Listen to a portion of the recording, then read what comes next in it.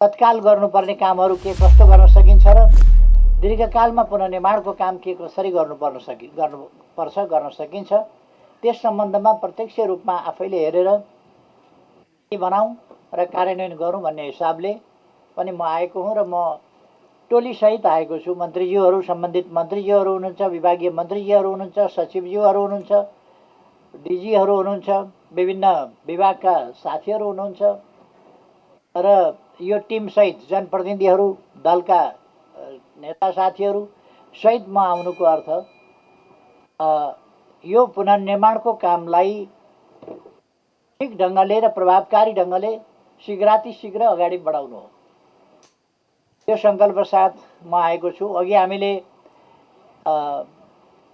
माथि हेलम्बुमा केही राहत वितरण गर्ने काम तत्कालका लागि, केही जनतालाई परेका पीडाहरू कसरी तत्काल कम गर्न सकिन्छ भन्ने सन्दर्भमा केही चेक हस्तान्तरणका कामहरूदेखि लिएर हामीले 366 घरका लागि 1500 बन्डल जस्ता पाता वितरण गर्ने कुरा त्यहाँ घोषणा गरिसकेका छौँ र त्यो जस्ता पाताले यहाँ भएको क्षति, खास गरी भवनको सम्बन्धमा अहिले तत्काल बसोबासको व्यवस्था गर्नका लागि अनुकूलता प्रदान गर्छ र त्योसँगै 50,000 रुपियाँ पनि हामी तत्काल उपलब्ध गराउँछौँ, सरकारको तर्फबाट उपलब्ध गराउँछ, जसले 50,000 रुपियाँ र आवश्यक जस्ता पाता भएपछि त्यसबाट अस्थायी पुनर्निर्माणका कामहरू त्यही ढङ्गले गर्न सकिन्छ भन्ने ठानेर हामीले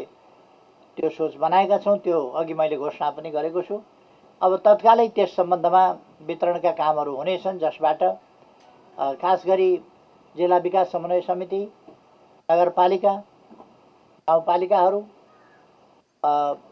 हेलम्बु होस् अथवा पाँचपोखरी होस् अथवा मेलम्ची होस्, यी गाउँपालिकाहरूमा भएको क्षति अथवा जुगलमा भएको क्षति, यी सबै ठाउँका क्षतिहरूलाई पुनर्निर्माण गर्ने र अर्को कुरा साथीहरूले रिपिटेडली भन्नुभएको छ, दोहोऱ्याएर भन्नुभएको छ, तेह्राएर भन्नुभएको छ, सिन्धुपाल्चोक जिल्ला एउटा प्राकृतिक विपत्तिको जोखिम सधैँ भएको जिल्ला हो। पहिरोको जोखिम, भुइँचालोको जोखिम, बाढीको जोखिम, यो तीनवटा जोखिम अत्यन्त धेरै रहेको जिल्ला हो। कहिले पहिरो, कहिले बाढी, कहिले भूकम्प, यस्ता कुराहरूबाट यो अत्यन्तै प्रभावित भइरहेको छ।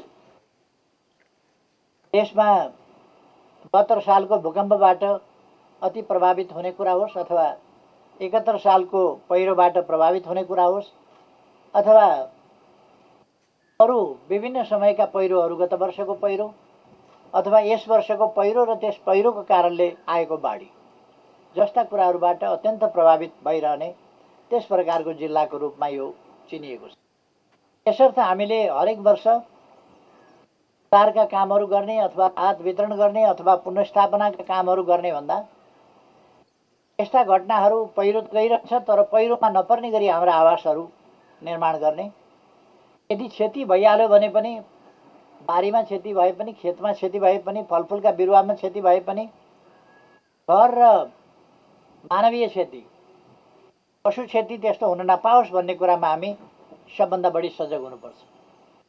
त्यसकारण हाम्रा घरहरू, हाम्रा बस्ती, हाम्रा बजार कुराहरूलाई हामीले बिना जबरजस्ती सुरक्षित स्थानमा नै बसाउनुपर्छ। त्यसकारण मेरो चाहिँ सिनियर साथीहरूलाई पनि सुझाव छ, यसको पुनः डिजाइन गर्दाखेरि पनि सुझाव छ। नदीलाई हामीले जति गहिर्यायौँ भने पनि फेरि अर्को खालको समस्या हुन्छ, त्यसले कटानका समस्याहरू पैदा गर्छ। गहिर्याएपछि पनि गहिर्याउन त अलिकति गहिरिन्छन् नै, पहाडका खोलाहरू गहिर्याउनै पनि पर्छ, तर त्यसले कटानको समस्या पैदा गर्छ।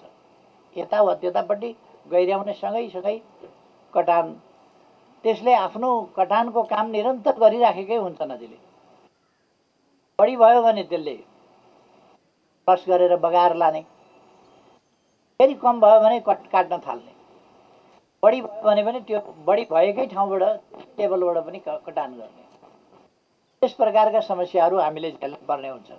त्यसो भएर एउटा पहिरोले नजाने खालका ठाउँमा हामी बजारहरू निर्माण गर्न सकौँ, जहाँ फेरि त्यस्तो पहिरो आयो, नदी थुनिएर भत्किँदाखेरि जुन बाढी आउँछ त्यसले सखा पार्न फेरि नपाओस्। त्यसकारण त्यस ढङ्गले सुरक्षित ढङ्गले अलिकति असुरक्षित रहेका ठाउँहरूलाई हामीले सधैँ असुरक्षित हुँदैनन्, त्यो 100औं वर्ष पनि सुरक्षितै रहन सक्छ। तर भन्न सकिँदैन कुनै समयमा यदि त्यो असुरक्षित भयो भने, कुनै समयमा दुर्घटना भयो भने, कुनै समयमा माथि कोशीमा पहिले थुनिएको थियो बाढी गएर 80 मिटर थुनिएको थियो। त्यो 80 मिटर यदि एकैचोटि भत्किन्थ्यो भने, अहिले मेलम्ची जस्तै गरेर भत्किन्थ्यो भने त्यसले भयानक विनाश थोरै एउटा जिल्लामा मात्रै होइन, त्यसले धेरै जिल्लाहरू र तराईसम्ममा त्यो विनाशले तराईसम्ममा ठुलो क्षति पुर्याउँथ्यो। तर त्यसको क्रमशः खोलिँदै जाने कामले गर्दाखेरि त्यस्तो विनाश हामीले भोग्नु परेन। तर हामी हतार एकातिर खोल्ने काममा लागिराखेका थियौँ भने अर्कातिर पूर्व सूचना दिने, त्यो भत्कियो भने एलार्म चाहिँ सबैतिर बज्ने र मान्छे कमसेकम सुरक्षित ठाउँमा सुरक्षित गन्तव्यमा जान पाउन् भन्ने कुराको बन्दोबस्त गरिरहेका थियौँ। त्यस बेला पनि रोल्पा जति बेला भत्किने खतरा पैदा भयो भनेपछि त्यसबाट हामी एक ढङ्गले चिन्तित भइराखेका थियौँ। अलिअलि एकतिरबाट खोलिनाले छोरोल्पा अब अलिकति सुरक्षित बनिएको छ। तर भुइँचालो गएर जब तालको पानी हल्लिन्छ, त्यो तालको पानी हल्लिएपछि त्यसले जुन बाँधलाई अथवा डिललाई असुरक्षित बनाउँछ र त्यसलाई भत्काउने खतरा हुन्छ, त्यो जहिले पनि रहन्छ। खास गरेर हिमतालहरूको विस्फोट आदि कुराहरू जहिले पनि खतरा हुन्छ र त्यो जहाँसुकै विस्फोट भए पनि, हिमताल विस्फोट भए पनि अथवा बाढीले छेकेर त्यो विस्फोट भए पनि त्यो फेरि खोला किनारमै त्यसले सर्वनाश गर्छ। खोला किनारका बस्तीहरू, बजारहरू, संरचनाहरू वा खेतीपाती त्यसलाई बिगार्ने हो। त्यसर्थ हामीले सुरक्षित बस्ती, सुरक्षित आवास, सुरक्षित ठाउँमा बाढीले केही गर्न नपाओस्, पहिरोले केही गर्न नपाओस्, यस्तो ठाउँमा र भूकम्प प्रतिरोधक खालका संरचनाहरूको निर्माण, यी कुराहरूमा हामीले ध्यान दिनै पर्छ। अनि मात्रै हामी सिन्धुपाल्चोकको जनताले सधैँ बेहोरिरहने कष्टलाई न्यून गर्न सक्छौँ अथवा सुरक्षातर्फ, सुरक्षित आवास, सुरक्षित बसाइ र एउटा ढुक्कको जिन्दगी बाँच्ने स्थितिमा हामी पुग्न सक्छौँ। यतापट्टि हामीले ध्यान दिनुपर्छ जस्तो लाग्छ र मलाई अहिले जुन विनाश गरेको छ र बगरको रूपमा परिणत भएको छ त्यसलाई हामी भोलि बागवानी, बगैँचा, खेती, मत्स्य पालन आदि क्षेत्रहरूमा त्यसलाई विकास गर्न सक्छौँ। तर मेरो चाहिँ आग्रह के छ भने फेरि पनि त्यस्तो कुनै ठाउँमा भत्किएर रोकियो खोलो भने त्यो फुट्दाखेरि फेरि त्यही विनाश सिर्जना। त्यसकारण म चाहिँ के आग्रह गर्न चाहन्छु भने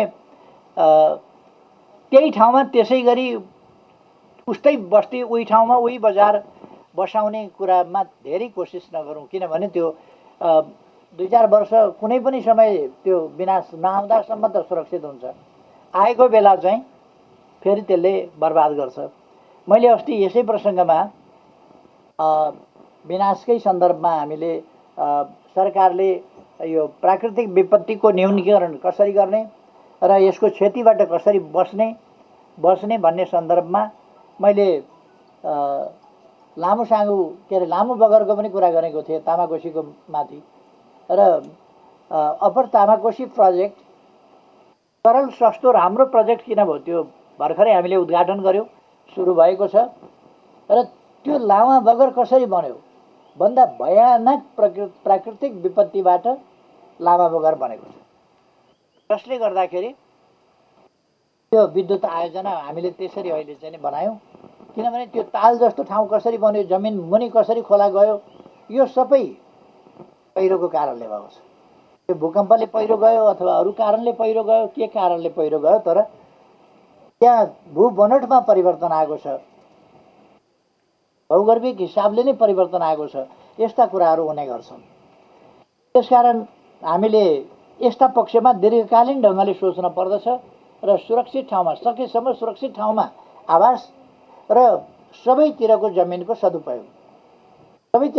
सदुपयोग गर्न सकिन्छ। खेतीपातीका लागि पशुपालनका लागि, अरू चिजका लागि, अथवा मत्स्य पालनका लागि, बागबानीका लागि, फलफुलका लागि, अनेक कुराहरूका लागि प्रयोग गर्न सकिन्छ। तर मानवीय वस्ती आवास चाहिँ हाम्रा सुरक्षित स्थानमा हुनुपर्दछ र सुरक्षित बस्ती एकीकृत बस्तीको विकासको रूपमा गर्नुपर्छ, जहाँ शिक्षा, स्वास्थ्य, बिजुली, टेलिफोन, खानेपानी सबै कुराहरूको सहज ढङ्गले आपूर्ति गर्न सकियोस् अथवा त्यहाँ पुर्याउन सकियोस्।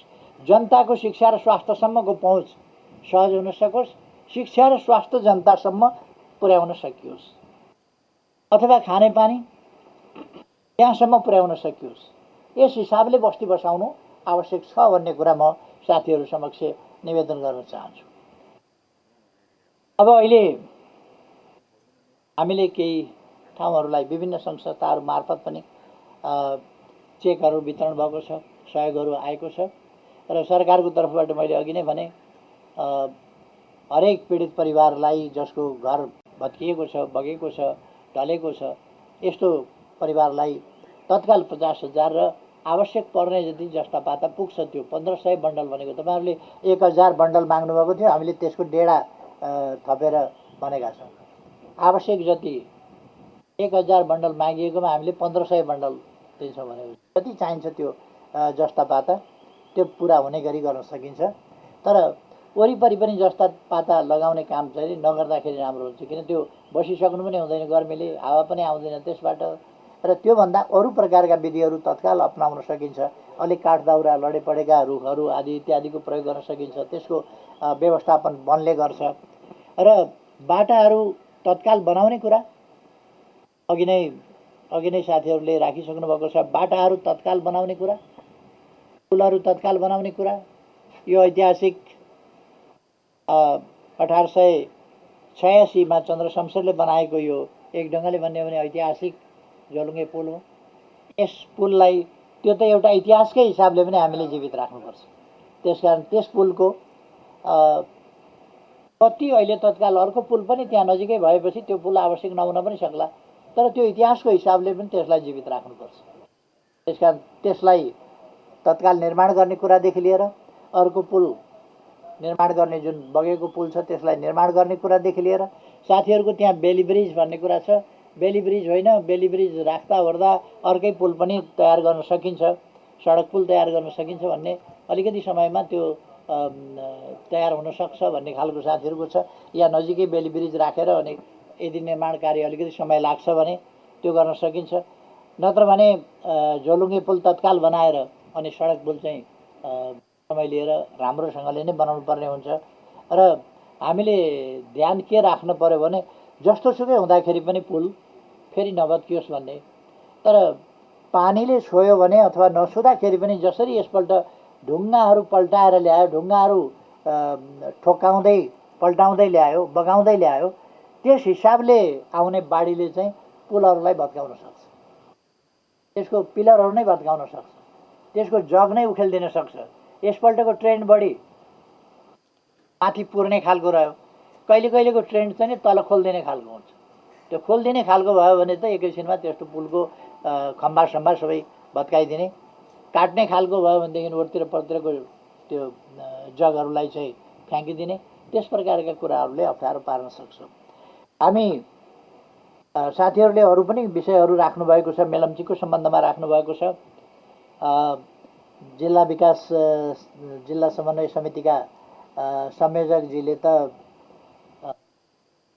त्यो एउटा उहिले चाहिँ अब सभाइ बनाएर राख्थे, भुइँचालोको सभाइ के भने जस्तो, अहिले चाहिँ उहाँले यस्तो एउटा साहित्य जस्तो रचना गर्नुभएको छ कि यो पीडा अत्यन्त मर्मस्पर्शी ढङ्गले उहाँले त्यो पीडालाई चाहिँ चित्रण गर्नुभएको छ। त्यो रात कस्तो थियो, त्यो बिहान आउँदा कस्तो भएको थियो, घरमा कसरी मानिसहरू अथवा को कहाँ छ भन्ने कुनै चिन्ता थिएन। त्यो एउटा त्यस परिघटनाको, त्यस दुर्घटनाको अथवा त्यस विपत्तिको सजीव चित्रण गर्ने एउटा संक्षिप्त तर मार्मिक दस्तावेजको रूपमा उहाँले पेश गर्नुभएको छ। त्यो पछिका लागि पनि एउटा अध्ययन गर्ने दस्तावेजको रूपमा हुन सक्ने मैले देखेको छु। बहुतै मार्मिक दस्तावेज उहाँले तयार गर्नुभएको छ। र नगर प्रमुखजीले नगरका समस्याहरू, नगरका मागहरू, नगरवासी जनताका भावनाहरू ती सबै व्यक्त गर्नुभएको छ। यहाँका ट्राउट फार्महरू जुन एक ढङ्गले भन्यो भने एउटा प्रतिनिधि व्यवसायका रूपमा, एउटा प्रतिनिधि उद्यमका रूपमा ती विकास भइरहेका थिए यहाँ, र त्यसबाट अन्यत्रका मानिसहरूले पनि सिक्ने कुरा एकपछि अर्को गर्दै यहाँ पहिले म आउँदाखेरि एउटा कि दुईवटा थियो के अरे, एउटा मेलम्चीको छेउमा, एउटा यहाँ त पछि चाहिँ नि 8-10वटा अहिले धेरैवटा पुगेको थियो, विकास भइराखेको थियो। र यस दिशामा जाने कुराले यसले अर्थतन्त्रमा, रोजगारीमा, जीवनस्तरमा परिवर्तन जनताको आउने कुरामा, उद्यमशीलतामा, अनेक कुरामा सकारात्मक प्रभाव पारेको थियो, जसमा अत्यन्त ठुलो धक्का दिएको छ।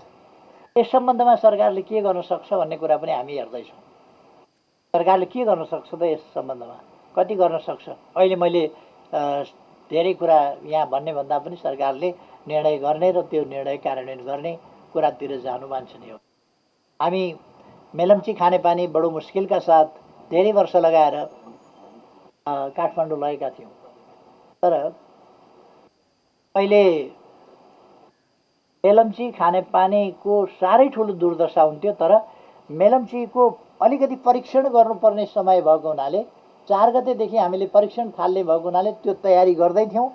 त्यो तयारीमा ध्यान गएको हुनाले पनि त्यसले पनि अलिकति जोगायो होला भन्ने ठान्छु मैले। नत्र भने अरू धेरै विनाश मेलम्ची खानेपानी आयोजनाको सायद गर्थ्यो होला, तर त्यसको मुहान बन्द गरेर, त्यसको ढोका बन्द गर्न सकेका हुनाले त्यसमा त्यो सबै बालुवा ढुङ्गा थिएन। नत्र भने त्यो टनल फेरि खन्न पर्ने हुन्थ्यो, त्यसलाई त पुरिदिन्थ्यो, पुरै भरिदिन्थ्यो। त्यसलाई अवस्था त्यस खालको थियो।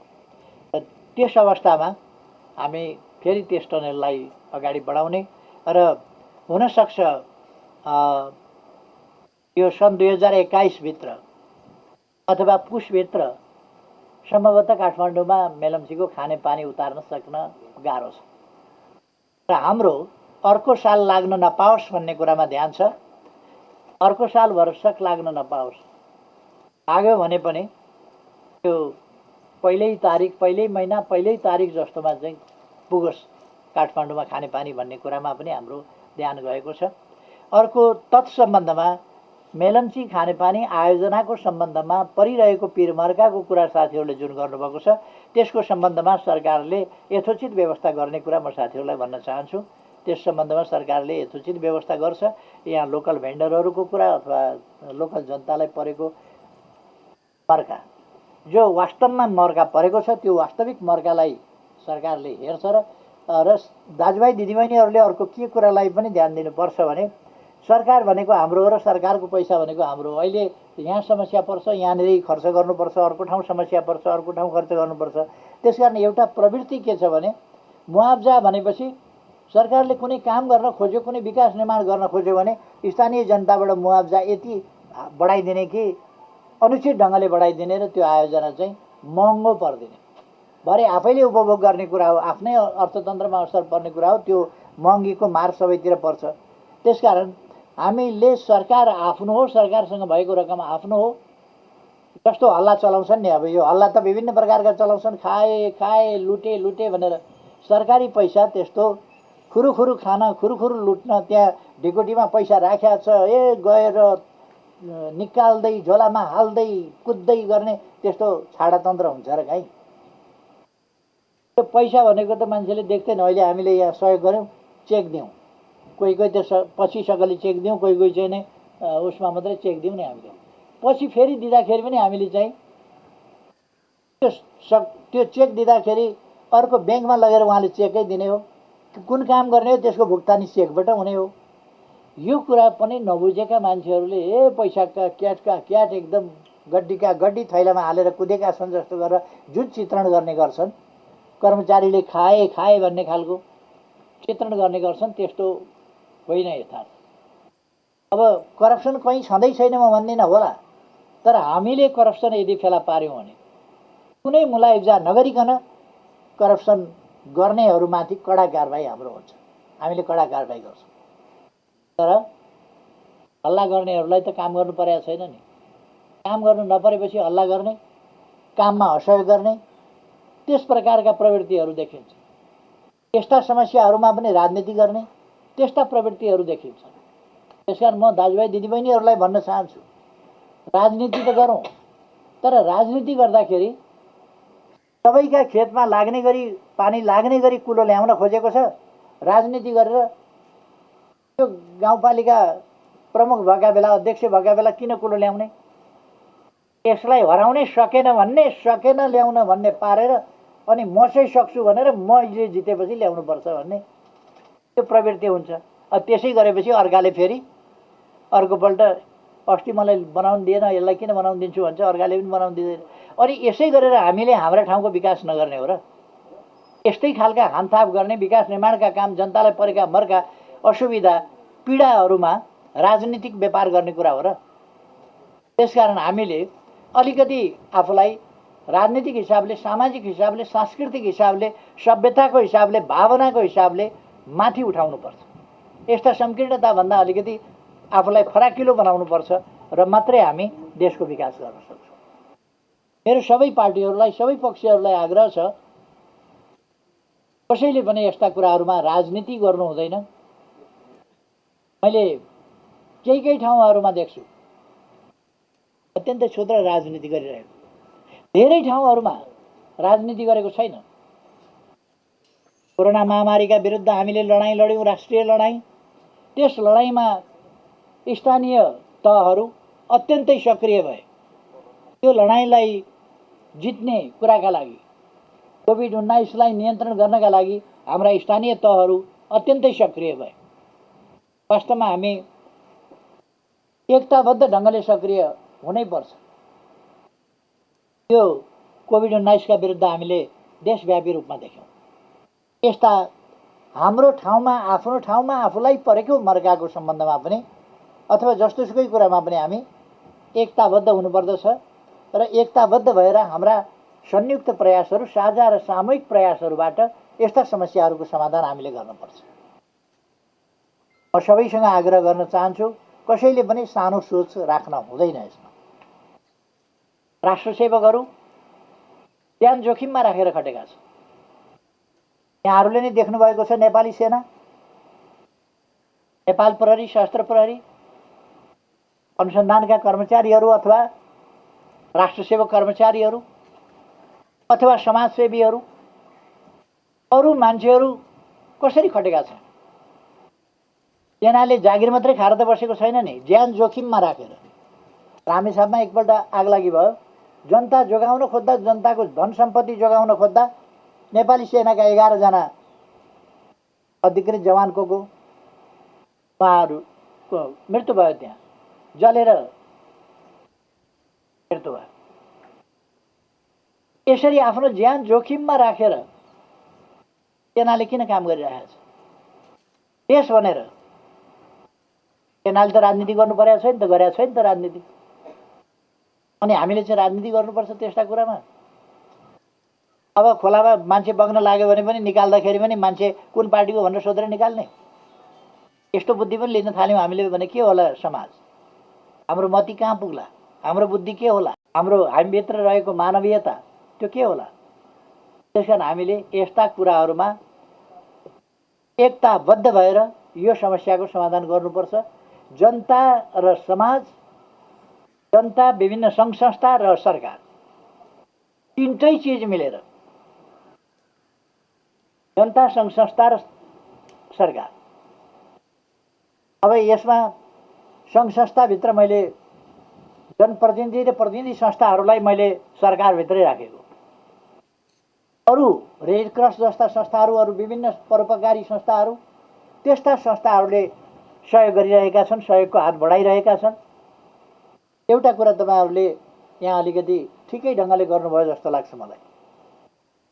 केही रात लिएर आउने अनि केही रात अनि फेसबुक स्ट्याटसका लागि चाउचाउका पोका प्रयोग गर्ने, कसैले धर्म विस्तारका लागि प्रयोग गर्ने गरेका पनि पहिले भूकम्पका बेला देखियो, अचाकले देखियो। कसैले त्यसै नाममा अर्थ सङ्कलन गर्ने, वितरण कम, झोला भर्ने बढी, त्यस्ता कुराहरू पनि देखियो। र यसपल्ट पनि जहाँ जहाँ पनि हामी यस्ता कुराहरू देख्छौँ त्यहाँ त्यही मान्छे आउने र आफ्नो प्रचार प्रसार गर्ने, समाजसेवी कहलिने, तर समाजसेवा देखाउनका निम्ति देखावटी बढी गर्ने। यो देखावटी गर्ने कुरा होइन, मनले गर्ने कुरा हो। देखाउनका लागि गर्ने कुरा होइन, जनतालाई राहत सुविधा सहुलियत दिनका लागि, जनताको कठिनाइ हटाउनका लागि, घटाउनका लागि, त्यसका लागि गर्ने कुरा हो, यो देखाउनका लागि होइन। त्यसकारण देखाउने प्रवृत्ति यो गर्न दिनु हुँदैन। एकद्वार प्रणालीबाट राहत ल्याउनेहरूले ल्याउने हो भने स्थानीय तहहरूलाई जिम्मा दिनुपर्छ। अनि व्यक्तिलाई आफूले पोका पारेर दिने खालको तरिका त्यो उपयुक्त होइन। कसलाई भेट्यो त्यसैलाई दिने तरिका उपयुक्त होइन। स्थानीय जनप्रतिनिधिहरू छन्, स्थानीय संस्थाहरू छन्, निकायहरू छन्, ती संस्थाहरू मार्फत पीडितहरूको लागत हुन्छ। त्यो लागत अनुसार कसलाई के आवश्यकता छ, सामग्री कति आएको छ, कस्तो सामग्री कसलाई दिन आवश्यक छ कि छैन, उचित हुन्छ कि हुँदैन, वितरण कसरी गरिनुपर्छ, त्यहाँका स्थानीय जनप्रतिनिधिहरूले त्यो कुराहरू एकद्वार प्रणाली मार्फत गर्नु वाञ्छनीय हुन्छ। यदि सेवा गर्न छ भने, सहयोग गर्न छ भने दाताहरूले त्यस प्रकारले दान गर्नुपर्छ। अब त्यसो भएर मैले सबै साथीहरूका विभिन्न प्रकारका मागहरू सुनेको छु। यी सबै कुराहरूमा ध्यान गएको छ। अहिले अब हामी पुनर्निर्माणको चरणमा पुगेका छौँ। यो पुनर्निर्माणको चरणमा प्रवेश गरेका हुनाले पुनर्निर्माणको कामलाई हामी योजनाबद्ध र तीव्रताका साथ अगाडि बढाउँछौँ। त्यही कुरा म साथीहरूलाई आश्वस्त पार्न चाहन्छु। र अरू प्रकारको कुनै राहत सहुलियत केही पुर्याउनु पर्यो भने त्यो यहाँ स्थानीय प्रशासन छ, स्थानीय प्रशासन मार्फत आउन सक्छ, स्थानीय निकायहरू छन् त्यो मार्फत आउन सक्छ, जनप्रतिनिधिहरू छन् त्यो मार्फत आउन सक्छ। र सरकारमा त्यो आउने बित्तिकै कामहरूमा ध्यान दिन्छौँ हामी। पहिले मेलम्ची निर्माण कार्यका समयदेखिका समस्याहरूदेखि लिएर अहिलेका समस्याहरूसम्म समाधान गर्ने कुरातर्फ र एउटा कुरा अघि भन्नु त्यो के अरे जुरेको पहिरोको सम्बन्धमा उठेको पैसा पनि कानुनी व्यवधानका कुराले प्राप्त हुन नसकेको कुरा यो धेरै अगाडिदेखि कानुनी व्यवधान हटाउने भनेर मैले पनि भनिराखेको छु, तर के भएर त्यो हटिराखेको छैन त्यस सम्बन्धमा पनि हामी तत्काल ध्यान दिँदैछौँ। अब मैले धेरै समय नल्याउँ, अहिलेको राजनैतिक परिस्थिति साथीहरूलाई थाहा छ। त्यसो भएर मैले वास्तवमा भन्ने हो भनेदेखि सामान्यतया यदि जनताका समस्यालाई अरू कुराहरूभन्दा बढी महत्त्व दिनुपर्छ भन्ने नठान्ने हो भने आउन सक्ने स्थिति अहिले पनि होइन। तर म किन आएँ भने जनताका समस्या सबभन्दा ठुलो कुरा हो र जनताका समस्या समाधान गर्नु प्रमुख कर्तव्य हो, अरू कुरा जेसुकै होस्। त्यसकारण म यहाँहरूका बिचमा आएको छु। हाम्रो साथीहरू आउनुभएको छ, जनप्रतिनिधिहरू आउनुभएको छ, यहाँ सचिवजीहरू आउनुभएको छ, विभिन्न मन्त्रालयका सचिव, खानेपानी सचिव, गृह सचिव, विभिन्न विभागका डाइरेक्टरज्यूहरू आउनुभएको छ, पूर्व मन्त्रीज्यूहरू हुनुहुन्छ, जिल्लाका साथीहरू हुनुहुन्छ, जिल्ला दोलखा घर भई पार्टीको प्रदेश नै हेर्ने प्रदेशका अञ्चलका के अरे प्रदेशका अध्यक्षज्यू हुनुहुन्छ। हामीसँग डाक्टर साहब पनि हुनुहुन्छ, प्रोफेसर डाक्टर दिव्या सिंह शाह। उहाँ यो खास गरी नेफ्रोलोजी भन्छ, किडनी सम्बन्धी उपचार, त्यस सम्बन्धको उहाँ स्पेसलिस्ट हुनुहुन्छ। र तपाईँहरूलाई थाहा छ म 2 पल्ट किडनी फेरेका मान्छे हुँ। यो 2 पल्ट किडनी सफलताका साथ फेराउने काममा उहाँको धेरै ठुलो योगदान पनि रहेको छ। डाक्टर दिव्या सिंह शाह उहाँ पनि साथमा हुनुहुन्छ। अरू थुप्रै साथीहरू हामीहरू आएका छौँ यहाँ। म यहाँहरू सबैलाई धेरै धेरै धन्यवाद भन्न चाहन्छु र आफ्नो भनाइ टुङ्ग्याउँछु। धन्यवाद।